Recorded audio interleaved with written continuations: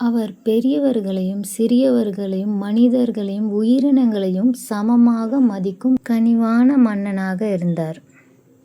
ஒரு நாள் மக்களின் வாழ்க்கையை அறிய வேஷம் மாற்றிக்கொண்டு நகரம் முழுவதும் சென்றார். சந்தையில் பழங்களை அடுக்க முடியாமல் இருந்த ஒரு பழ வியாபாரிக்கு தானே உதவி செய்தார்.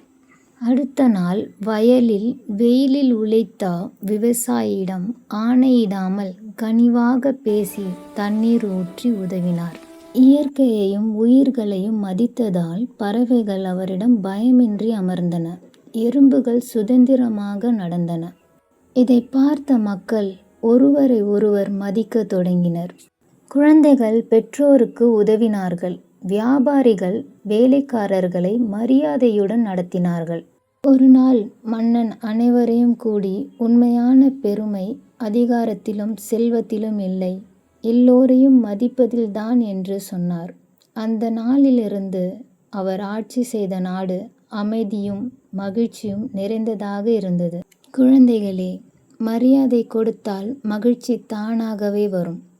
நல்ல தலைவர்கள் எல்லோரையும் மதிப்பார்கள்.